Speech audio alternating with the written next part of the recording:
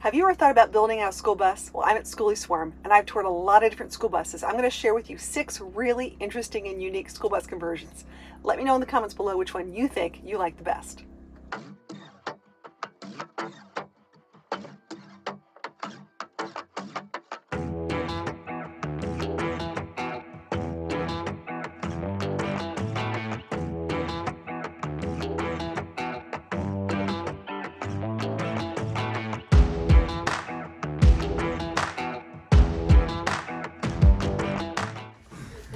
This is gorgeous. I love the beach vibe. Oh my goodness. Okay, now I have to ask you, what this is amazing. How long did it take to do? Well, he's still. It's almost finished. It probably has another couple weeks. Okay. And then what's your favorite thing about it so far? The heated floor. It's got a heated hydraulic floor. That's smart. Very smart. Yeah, I love that. Heated floor. I love the heated floor. Look at this. Oh, and you've got your... Oh, and I do love the shower too.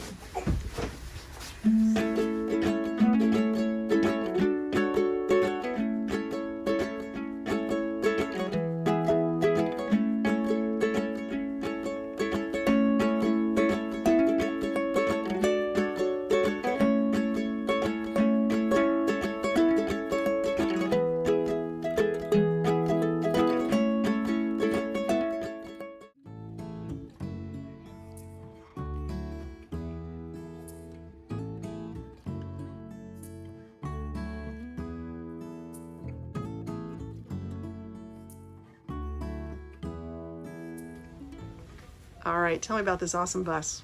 So this is a 2005 Thomas school bus. We are a family of 6 that live in here full time. So yeah, we got full-size washer and dryer.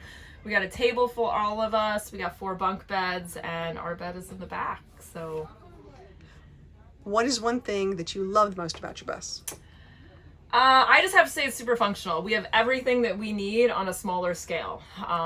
You know, we don't depend on we don't need power. We've got power, we've got water, we've got full-size washer and dryer. So all the basics on a smaller scale.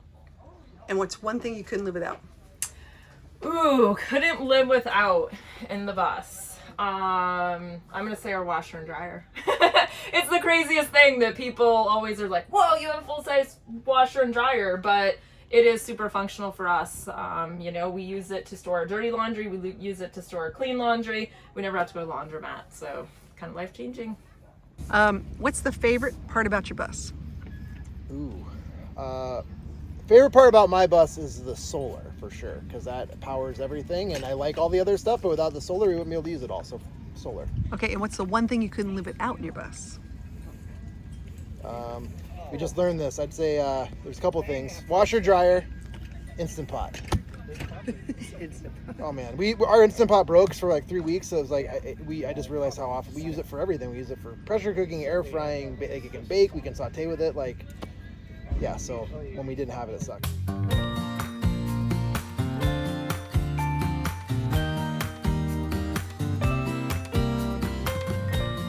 We thought it would be a great source of heat, and it looked really nice also. Okay. What is your favorite feature of your bus? I really like the bar top and the ability to look out the windows with the bar stools and just hang out and enjoy nature. And what's one thing you couldn't live without, like something you carry with you? The shower. The shower. All right, let's go check it out. All right, this is a gorgeous build. This is really, look at this, like, it's like a live wood. So you've got 2 fridges. These are really cute. I love the live wood, the rough wood. That's so sweet. You got the barn door. Oh, cute. Love this. And then you got your master. Oh. This was his grandfather's bus, Okay. and then he converted it over a 4-year period. What year is this? 1954. 1954 bus. It is pretty impressive. Do you know how many miles are on it? No. No.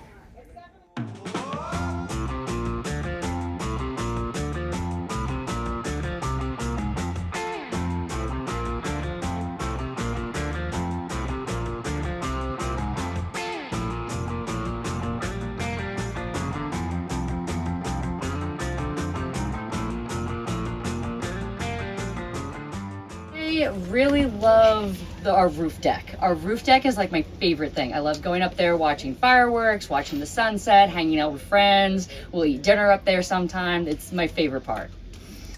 What is the one thing you couldn't live without in the bus? One thing. One thing?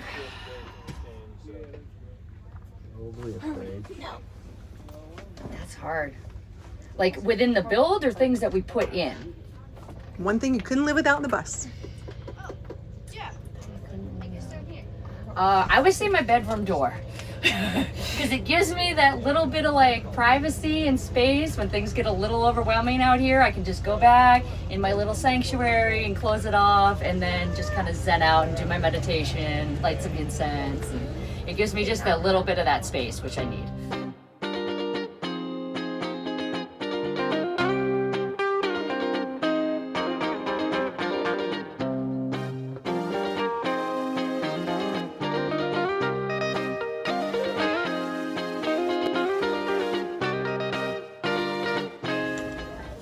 I like the hydraulic lift idea. Thank you. That's pretty So ingenious. it's a concession window. I just redesigned it for 400 pounds. Nice. And so it locks down here with the gate latches, and then there's holes here that the deadbolts pop through. You can see them up here. And you gotta use all your body weight to get it down.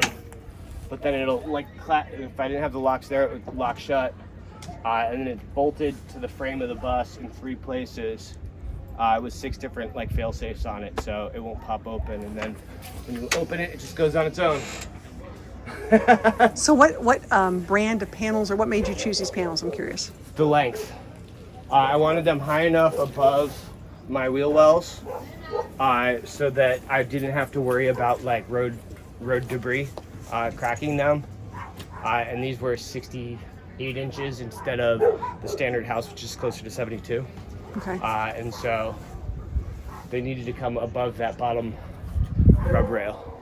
And how many total? What's the total number of wattage? On the whole bus? Whole or bus. 5,240. It charges my electric car. And on the back side here, there's a level 2 charger. And I can add an extra 800 watts if I want. With these folding ones, I've got them up top right now just for extra because I've been in the woods for a week. But Okay, so solar panel is important. What's your battery power? 32 kilowatts.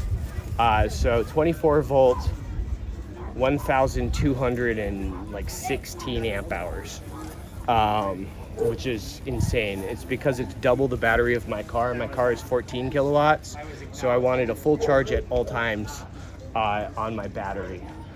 So I have my house battery capacity, which is, full to 50% charge, and then I always have a full charge for my car, so I can get 40 miles in free range at any time. So this is at MCI. Yep. And y'all are from Wisconsin? Yep. Yay! We pulled a really big shop trailer. So This is the one. That odometer is a little off. It's around 900,000, but the computer says like 260. So we think it was rebuilt at some point. They don't have the files to. So 900,000 miles. Yeah. But you're thinking it's We're thinking it was because the odometer stopped working around that 700,000 range, and they had to put a tire odometer on it.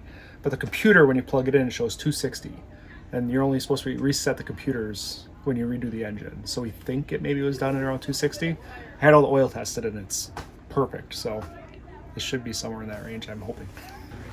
okay. So they have a really big open area, but then when you go down the hallway, take a look at this, guys. So what they did was, got their bathroom, like lots of books, love the library. They made their bunks going east-west, sideways. Look at that. Lots of room. And then same thing with the master. How cool is that? What a great idea. Love this. Yeah, it works pretty good. So we got pantry in here for stuff, but with the kids. So there's a door in here to the bathroom, but they can get their toothbrushes and stuff because we left it open. Smart. So if someone's in there, you can still get toothbrushes and. So you can- If someone's in there, I think. Oh, sorry. Maybe. Sorry, guys. Sorry, man. Another cool feature So with all of us, we've got a 10 cubic foot fridge freezer, but so we don't have to go shopping all the time. We've got a chest freezer buried. Nice. So it's a 7 cubic foot chest freezer. Okay. So that makes it nice. And we stock up for a few weeks. Thanks. So you got a split. Yep, mini split front. Always got a guitar. Yep. That's a given. If you love van life travel, RV travel, schoolie travel, you might want to be one of the Adventure Crew members. Adventure Crew is a really cool group where we get together, we go camping, we do all sorts of really cool meetups and lots of fun activities. So if you're interested, make sure you subscribe and hit that bell to get notified.